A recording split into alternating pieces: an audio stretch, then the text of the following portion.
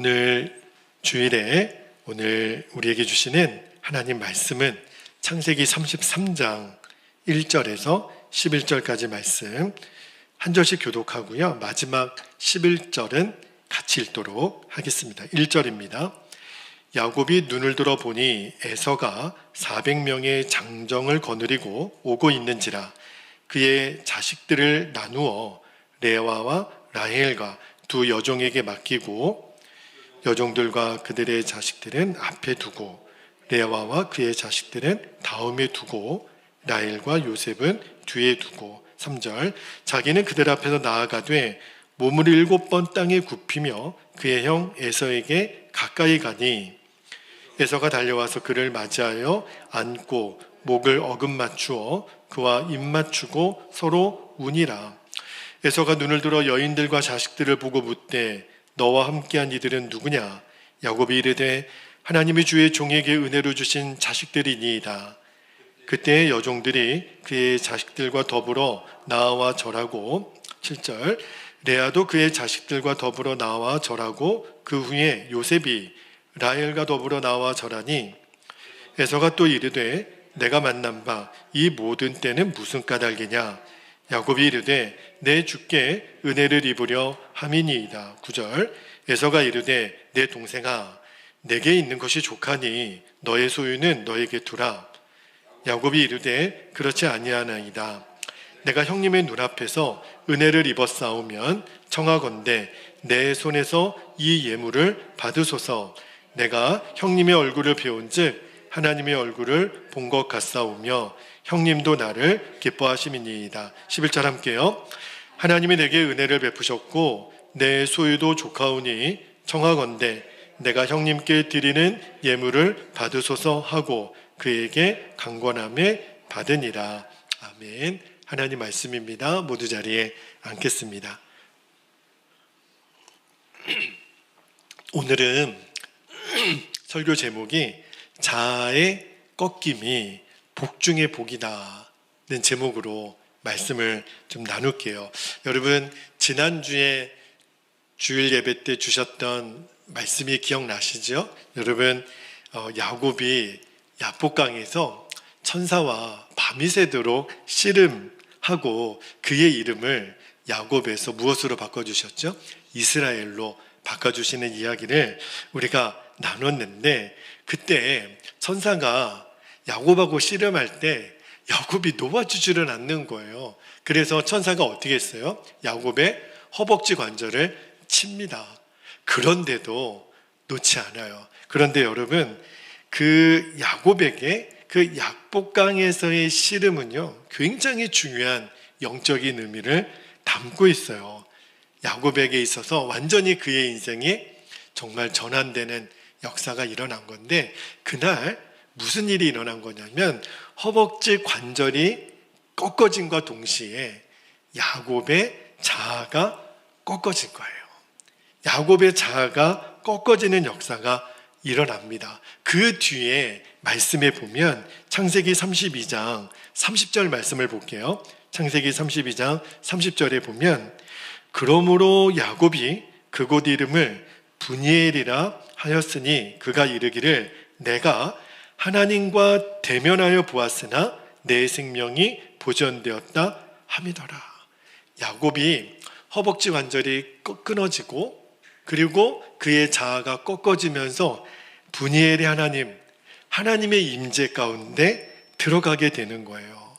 여러분 지금까지 우리가 창세기에서 야곱을 쭉 보았잖아요. 하나님이 오늘 우리에게 뭘 말씀하시는 거냐면 우리들 안에게 일어나는 모든 문제에 근원이 있다는 거예요. 저와 여러분에게도 야곱의 인생을 추적해 보니까 야곱에게 있어서 문제가 끊어지지 않았던 이유는 바로 그의 자아가 꺾어지지 않았기 때문이라는 거예요. 그런데 자아가 꺾어지고 나니까 어떤 역사가 일어나냐면 야곱이 이스라엘로 바뀌는 역사가 일어나요. 그러니까 자아가 꺾어지고 나니까 이제 야곱에게 정말 깜짝 놀랄 만한 역사가 이 창세기 33장에 들어와서 일어납니다. 오늘 야곱이 자아가 꺾어지니까 어떤 변화의 역사가 일어났는지 세 가지를 좀 나누고 은혜를 우리가 누리기를 원하는데요. 첫 번째는 야곱에게 어떤 변화가 있었냐면 근본적인 두려움이 사라졌다는 거예요. 여러분 3절 말씀 한번 볼게요. 3절에 보면 자기는 그들 앞에서 나아가되 몸을 7번 땅에 굽히며, 그 다음 밑줄 한번 해보세요. 그의 형 에서에게 가까이 가니. 형 에서에게 가까이 갔다 그랬어요. 여러분, 자아가 꺾어지지 않은 사람의 특징이 있습니다. 그게 뭐냐면 근본적인 두려움이 사라지지 않아요. 자아가 꺾어지지 않으면 그렇습니다. 야곱이 그랬죠. 여러분, 야곱이 자아가 꺾어지지 않으니까 야곱은 늘 두려움의 대상이 있었어요. 삼촌 라반이 늘 그렇게 두려웠어요. 그리고 20년 만에 이제 만나게 되는 형이 400명을 거느리고 온다는 거예요.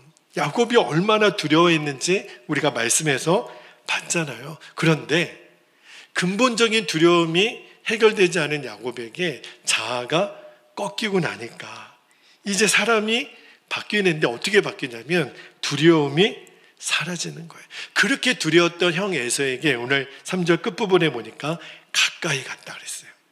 이제는 형 에서가 두렵지 않은 거예요. 왜 그럴까요? 자아가 꺾어지는 사람에게는 두려움이 사라지는데 왜 그럴까요?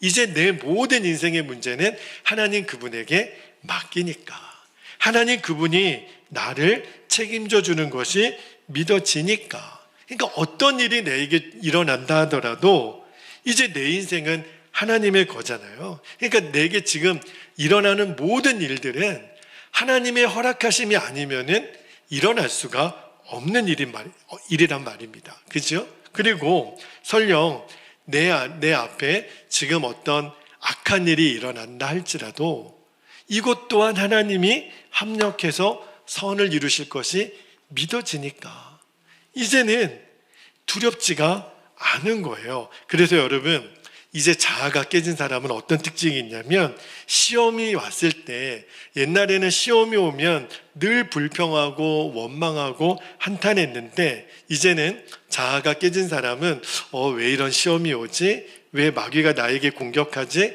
그때 오히려 주님을 바라보게 돼요. 여러분, 자아가 깨진 사람은 설령 내가 죄를 짓고 무너질 때가 있죠. 근데 자아가 깨진 사람은 알아요. 이것이 하나님이 지금 나를 징계하시는구나. 하나님의 나를 징계하실 때는 오롯이 받으면 돼요. 하나님, 잘못했습니다. 제가 다시 일어설 수 있도록 도와주세요. 오히려 징계 중에 뒤로 무너지는 자가 아니라 하나님께 나아가는 자가 되죠.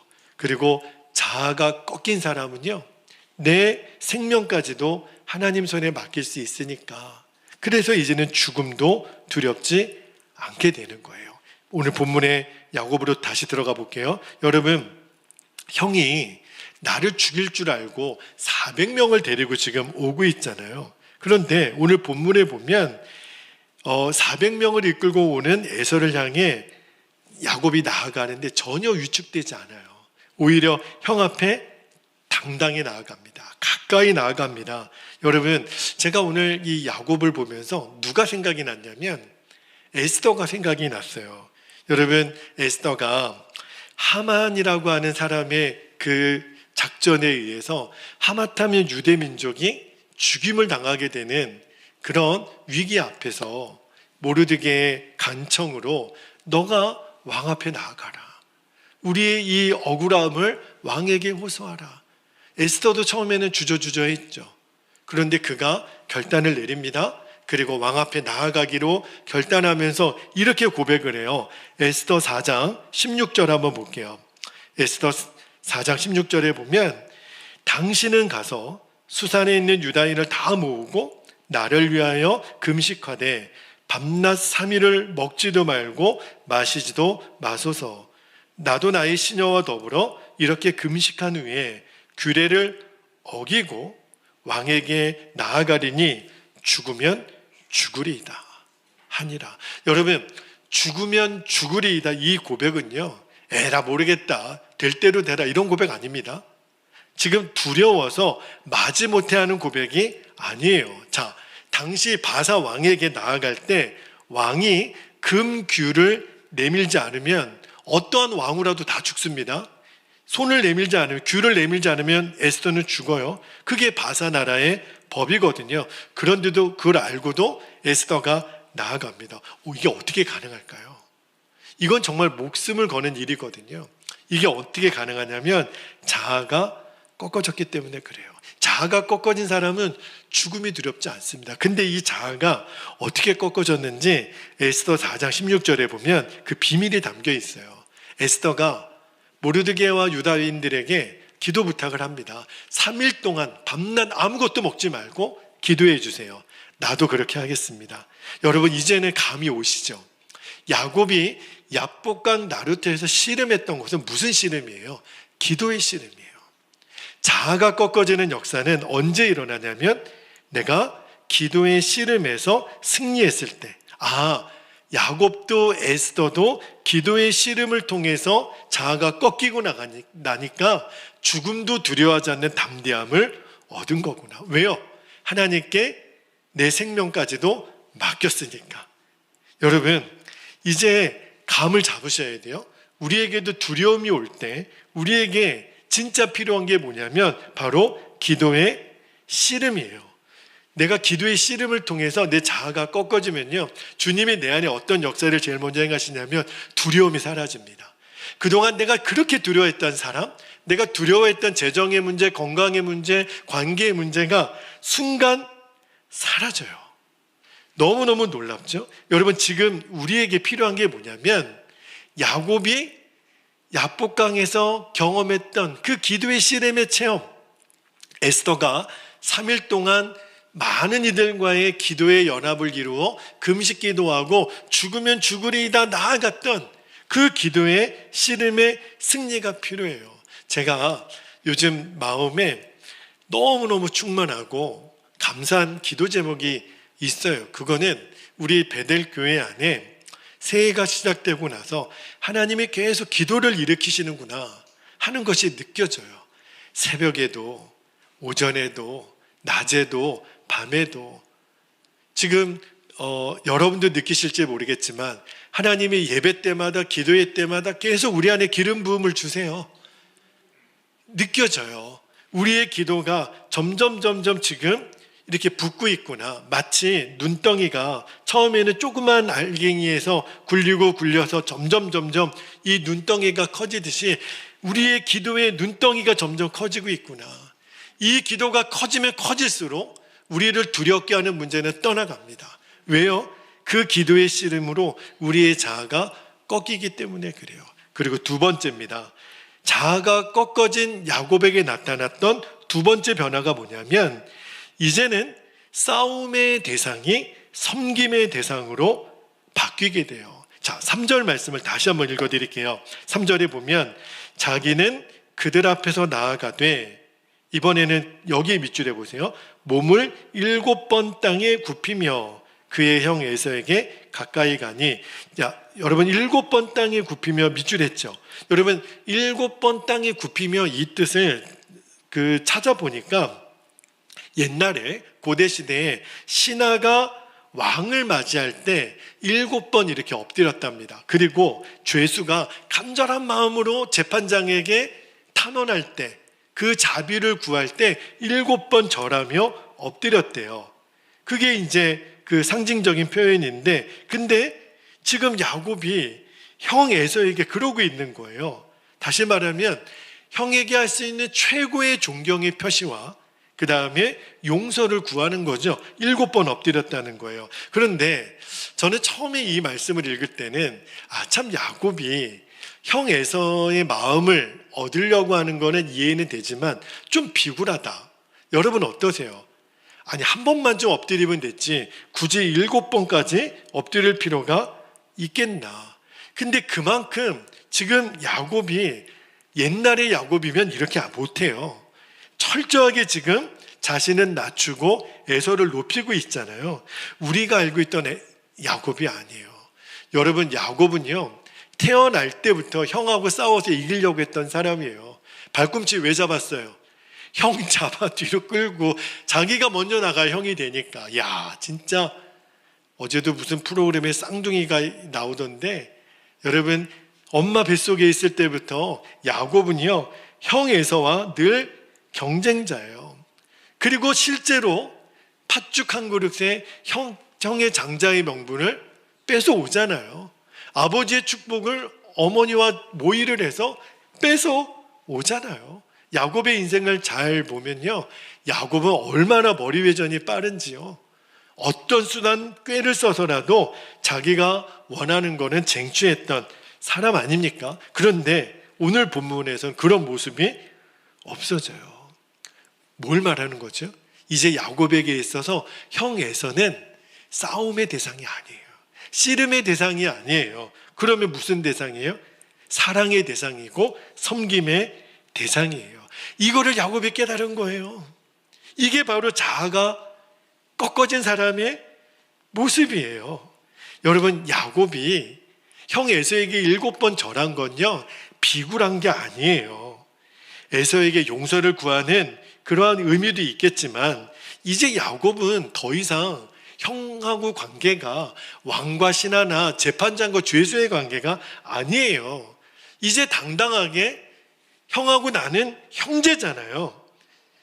그리고 솔직히 야곱이 형 에서에게 이렇게 7번 절하지 않으면 안 되는 죽을 죄를 지은 것도 아니에요. 그런데 왜 이렇게 자신이 할 수 있는 최대한의 존경과 용서를 지금 구하고 있는 것일까? 왜 그럴까요? 하나님 때문에 그런 거예요. 여러분, 지금 야곱은 자아가 꺾이고 나니까 형에서만 보이는 게 아니라 누가 보이냐면 하나님이 보이는 거예요.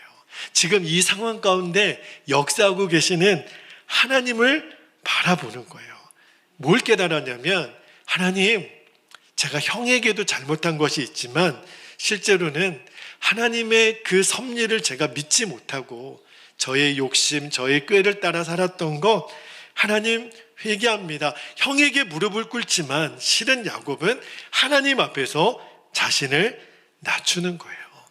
하나님 앞에 지금 엎드리는 거예요. 여러분, 이거는요 기도의 씨름에서 이긴 자만 할 수 있는 일입니다. 이 일은요 자아가 꺾어진 사람만 할 수 있는 거예요. 그런데 이때 하나님이 너무너무 놀랍게 역사하시잖아요. 4절 말씀 한번 볼까요? 4절에 보면 에서가 달려와서 그를 맞이하여 안고 목을 어금맞추어 그와 입맞추고 서로 우니라.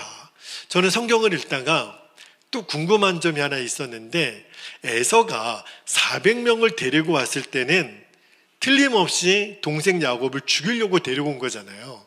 그러면 도대체 형 에서의 마음은 언제 바뀌었을까? 지금 4절은 원수가 아니에요. 이제는 그냥 내 사랑하는 동생이에요. 그러면 너무 순간적으로 바뀐 것 같잖아요. 도대체 하나님이 형 에서의 마음을 언제 바꿔주셨을까? 하나님만 아시겠지만 저는 야곱이 7번 절했을 때라는 생각이 들어요. 여러분 잘 보세요. 야곱이 자아가 꺾어지고 나니까 이제는 형에게 잘 보이려고 엎드리는 게 아니라니까요. 하나님 앞에서, 형 앞에서 내 자신의 존재를 내려놓는 거예요. 내 자아가 깨지고 나니까. 다시 말하면 하나님과 나와의 관계가 회복이 되고 나니까 하나님이 어떤 역사를 주세요? 사랑과의 관계도 풀어주세요. 형 에서와 야곱과의 관계가 회복이 되는 거예요. 여러분 이제는 정확하게 아셔야 됩니다. 우리도 인간관계 중에 어려운 인간관계가 있어요. 가까운 사람과의 관계도 어려울 때가 있습니다. 이해가 안 돼요. 왜 나는 어렵지? 나는 왜 인간관계가 늘 이렇게 불편하지? 이유는 하나님과의 관계에 있다는 거예요. 하나님과의 관계가 막혀 있는 것을 보아야 되는데, 하나님과 내 사이의 관계를 막고 있는 게 뭐예요? 내 죽지 않은 자아입니다. 이 자아가 죽으면, 이 자아가 깨어지면 하나님과 나와 사이에 관계가 회복이 돼요. 그런데 내 자아가 죽고 깨어지는 거는요, 내 힘으로는 안 돼요. 제가 요즘 수요 예배든 금요 예배든 새벽이든 주일이든 하나님이 메시지를 계속 동일한 메시지를 주시는 것 같아요. 그게 뭐냐면 내 자아의 죽음입니다. 그런데 내 자아의 죽음은 내 힘으로는 안 돼요. 예전에 그 동숭동에 서정호 목사님이라고, 그분이 이제 간증하신 거니까, 내가 똑같은 죄를 저지르면 내가 인간도 아니다 해가지고 그분이 혈서를 쓰셨어요. 이 피를 내가지고 내가 똑같은 죄를 저지르면 나는 뭐다 이렇게 해가지고, 근데 안 되더라는 거예요. 혈서를 써가지고 내 죄가 이겨지는 게 아니라는 거예요. 그러면 죄는 언제 이겨지는 거죠? 내가 예수님과 십자가에서 죽었다는 사실을 진짜 믿을 때, 여러분, 내 자아의 죽음은 내가 어찌해서 되어지는 게 아니라 예수님이 이미 십자가에서 이루셨어요. 예수님이 십자가에서 죽으실 때 저와 여러분의 자아도 함께 죽었다고 성경은 선언합니다. 이게 복음이 말하는 진리예요. 예수님의 십자가는 나의 십자가고 예수님의 죽음은 나의 죽음이에요. 여러분, 우리는 이미 죽었어요. 그래서 사도 바울이 늘 고백하기를 나는 날마다 죽노라. 여러분, 한 번 죽었으면 됐지 뭘 맨날 죽는다고 고백을 해요. 죽는 게 뭐가 좋아서. 근데 바울은 그게 너무 좋은 거예요. 이미 내가 예수님과 함께 십자가에서 죽었음을 날마다 고백하는 거예요. 그거를 날마다 내가 죽노라 했던 겁니다. 여러분, 날마다 사도 바울은 뭘 했냐면 내 자아가 꺾어지는 체험을 날마다 했다는 거예요. 날마다 나는 죽었습니다. 눈을 뜨자마자 나는 죽었습니다. 그러니까 두려워할 필요가 없는 거죠. 사랑과의 관계가 묶일 필요가 없는 거죠. 야곱이 형 에서에게 7번 절을 하는 그 의미가 뭐예요? 아, 이제 야곱이 자아가 완전히 깨어졌구나. 이제는 야곱은 누구도 두려워하지 않는구나. 누구도 경쟁의 대상, 싸움의 대상이 아니라 이제는 사랑의 대상, 섬김의 대상이 된 거예요. 여러분, 야곱의 자아가 깨어지니까 형 에서의 마음도 달라지고요, 에서와 야곱의 관계가 회복이 되는 거예요. 우리들의 모든 인간관계의 회복은 바로 열쇠는 여기 있습니다. 자, 그런데 그럼에도 불구하고 여러분 중에 목사님 알겠는데, 아니, 형하고 화해하는 건 좋은데 꼭 7번까지 이렇게 해야 됩니까? 자존심이 있지. 여러분, 성경이 말하는 거는 7번 절했다라는 게 아니에요. 저와 여러분에게 목사님, 그러면 우리도 관계가 어려운 누군가에게 찾아가서 7번 절하면 되나요? 말씀이 그게 아니잖아요. 가서 7번 절하라는 뜻이 아니라, 지금 주님이 그걸로 해결하는 건 어차피 우리의 힘으로는 불가능해요. 주님이 우리에게 하시려는 메시지는 뭐예요? 지금 하나님 앞에서 너의 자아가 꺾어졌느냐? 하나님은 우리에게 물으시는 거예요. 누구 앞에 가서 자존심 꺾어가면서 7번 절해야 되나요? 그게 먼저가 아니라 하나님 앞에서 내 자아가 꺾어졌는가?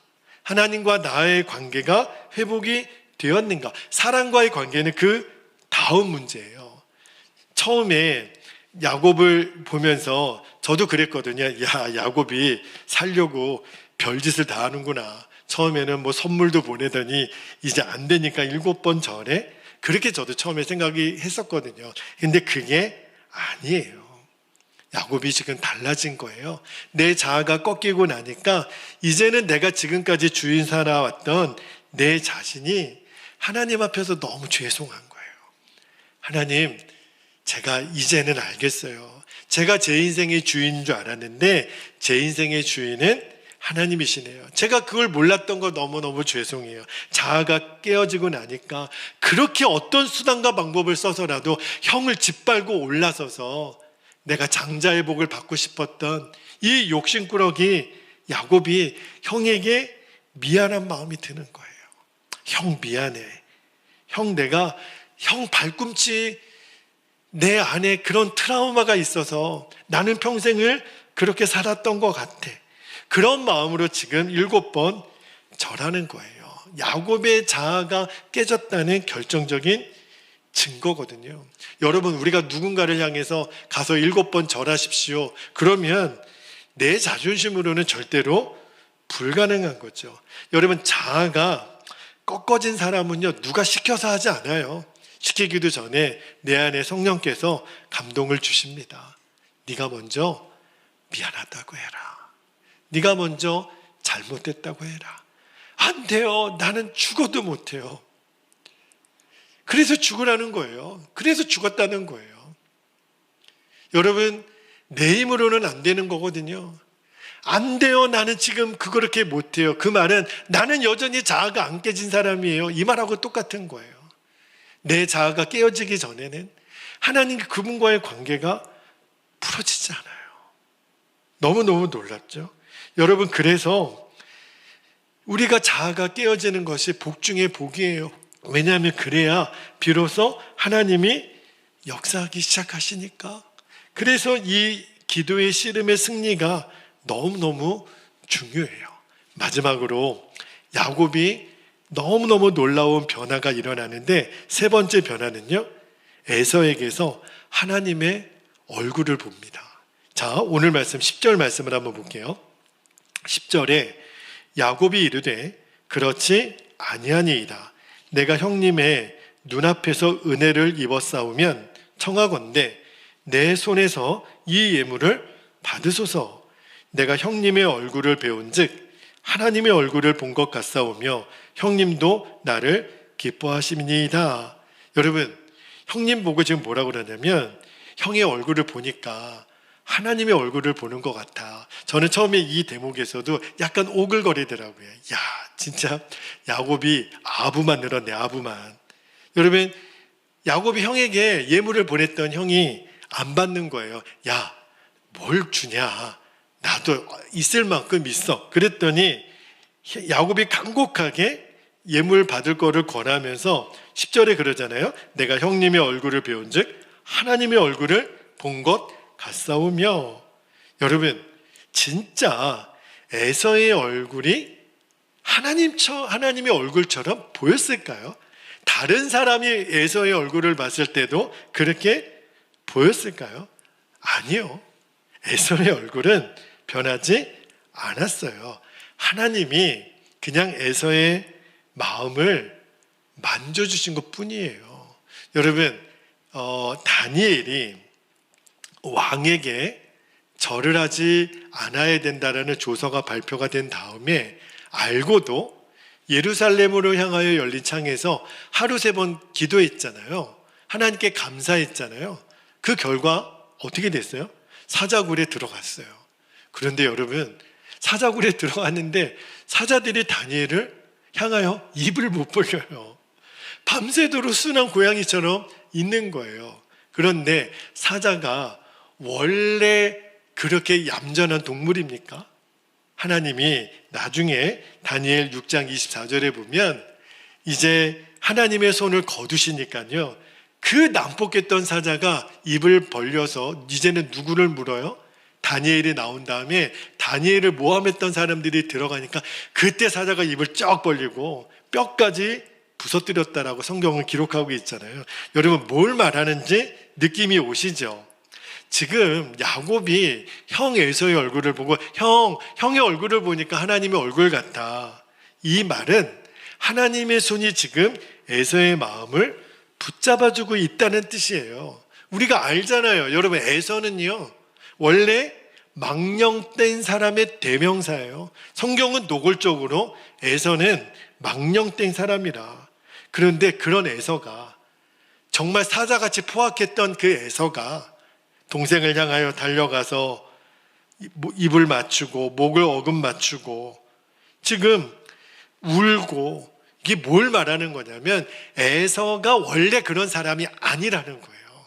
지금 누가 역사하는 거예요? 하나님 그분이 역사하는 거예요. 그거를 지금 야곱이 표현하기를 형의 얼굴을 보니까 하나님의 얼굴을 본 것 같아요. 이 말은 에서의 얼굴에서, 에서는 원래 그런 사람이 아닌데 에서의 얼굴에서 하나님의 역사를 보는 거예요. 하나님이 베푸신 은혜의 빛을 제가 지금 봅니다. 이 고백인 거예요. 여러분 잘 보세요. 에서의 얼굴에서 하나님의 은혜의 빛을 볼 수 있다면, 여러분 나를 지금 복수하려고 달려온 사람의 얼굴에서 하나님의 얼굴을 보는 것 같이 말할 수 있다면 이보다 더 놀라운 복이 있을까요? 여러분 그 사람의 얼굴이 하나님의 얼굴이 아니고요, 그 사람의 얼굴에서 하나님의 은혜의 빛을 볼 수 있으면 내가 그 사람하고 계속 싸울 일이 뭐가 있겠어요? 뭘 말하는 거예요? 하나님의 손이 지금 에서의 마음을 붙잡아주고 있는 거예요. 요셉이 그랬죠. 여러분 요셉이 형들이 자신을 죽이려고 했고 노예로 팔았잖아요. 여러분 아무리 형제라도, 아무리 피를 나눈 형제라도 이 지경이 되면 이건 형제가 아니라 원수 아닙니까? 나중에 요셉이 애굽의 총리가 돼요. 그리고 그 가뭄으로 인하여 형들이 애굽으로 찾아옵니다. 형들은 변한 요셉을 못 알아봤어요. 그런데 요셉은 딱 한눈에 보자마자 형들을 알아봤죠. 그리고 나중에 애굽의 총리였던 요셉이 형님들 제가 동생 요셉이에요, 이 고백을 할 때 창세기 45장 8절을 한번 볼게요. 요셉이 뭐라고 고백하냐면, 그런즉 나를 이리로 보낸 이는 당신들이 아니요 하나님이시라. 하나님이 나를 바로에게 아버지로 삼으시고 그 온 집의 주로 삼으시며 애굽 온 땅의 통치자로 삼으셨나이다. 이 말만 잘 들어보면 형들은 잘한 거예요. 왜냐하면 자기들 덕분에 요셉이 이렇게 출세하게 된 거니까. 여러분 형들이 요셉을 유학을 보낸 겁니까? 형들이 요셉에게 은혜를 베풀었습니까? 아니요, 그렇지 않잖아요. 형들은 요셉을 죽이려고 그랬고 노예로 팔았잖아요. 그런데 지금 요셉은 뭐라고 고백해요? 형님들은 저를 팔았을지 모르겠지만 저는 그 속에서 하나님의 은혜를 보았습니다. 여러분 정말 놀라운 고백 아니에요? 요셉은요 악한 형들을 통해서 하나님께서 행하신 놀라운 역사를 본 거예요. 이게 바로 자아가 깨어진 자의 축복이고 자아가 깨어진 자의 능력입니다. 여러분 내 자아가 깨어지고 나니까 원수 같은 그 사람의 얼굴에서 하나님의 형상이 보이는 거예요. 여러분 여전히 내 눈에 에서만 보이고 하나님의 은혜가 보이지 않는다면 우리는 내 스스로 내가 자아가 꺾어지지 않았구나 하는 것을 아셔야 돼요. 여러분 에서가 변하든 안 변하든 상관없어요. 여러분 자아가 꺾어진 사람은요 에서가 문제가 아니라니까요. 그 에서를 통해 역사하시는 하나님이 보이는 거예요. 하나님이 지금 일하고 계시는 거예요. 에서는 처음부터 야곱을 끌어줄 마음이 없었다니까요. 하나님이 지금 붙으시니까 에서의 마음을 뒤집어 놓는 거예요. 그러므로 자아가 깨어진 사람은 이제 사람을 바라보는 눈이 달라집니다. 자아가 깨어진 사람은 원수가 없어요. 여러분 이제는 농담으로라도 내가 그 사람 안 보니까 살 것 같네, 내가 그 인간 안 보니까 아주 그냥 10년 묵은 채증이 다 내려간 거, 농담으로라도 이제 이런 말을 해서는 안 됩니다. 왜 그럴까요? 여전히 내 자아가 꺾어지지 않았다라는 것을 내 입으로 내뱉는 거예요. 자아가 꺾어진 사람은 오히려 그렇게 나를 힘들게 했던 사람을 위해서 우리가 복을 빌어줄 수 있어요. 예수님이 십자가에서 예수님 못 박고 죽으라고 소리쳤던 사람들에게, 스데반 집사가 자기를 그렇게 돌로 쳐서 죽이려고 했던 사람들에게 뭐라고 외쳤는지 기억나시죠? 아버지, 저들을 용서해 주십시오. 저들은 저들이 하는 일을 알지 못함이니이다. 여러분 여기까지 가야 돼요. 하나님이 오늘 야곱을 통해서 우리에게 지금 어디까지 인도하기를 원하시냐면 여기까지. 내가 그 인간 안 봐서 편하겠다가 아니에요. 이제는 그를 위해서 복을 빌어줄 수 있는 단계까지 가는 거예요. 그래서 자아가 꺾어진 사람에게는 원수가 없어요. 마음이 늘 편한 거예요. 왜요? 모든 상황, 모든 사람에게서 하나님의 은혜를 보니까. 이때부터 우리가 행복을 누리는 거예요. 행복은 여기서 오는 거예요. 반대로 내 자아가 깨어지지 않은 사람은 끊임없이 내 스스로를 불행하게 만듭니다. 자아가 꺾어지지 않으면요, 영적으로 교만해질 가능성이 높아요. 자아가 깨어지지 않은 사람의 대표적인 특징이 뭐냐면 사람이 싫어요. 이 사람은 이래서 싫고 저 사람은 저래서 싫고 마음에 드는 사람이 하나도 없어요. 다 짜증나요. 자기 빼고는 제대로 된 사람이 하나도 없는 것 같아요. 그런 사람 있지요.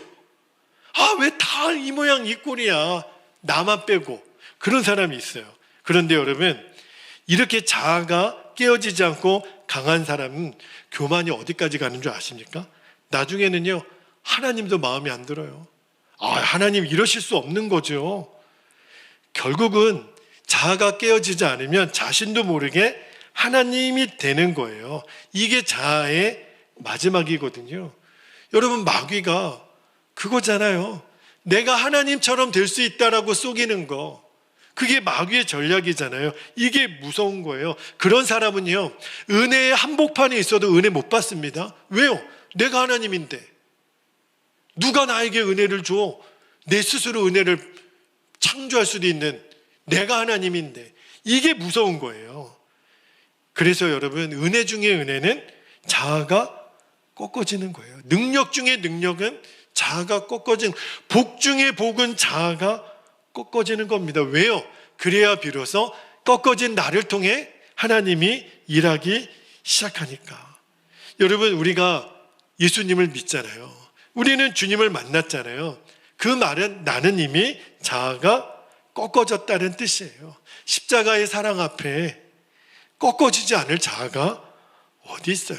그래서 우리가 예수님 처음 만났을 때 지금 죽어도 여한이 없다라고, 우리는 두렵지 않다고. 저는 중학교 2학년 때 그 경험을 했거든요.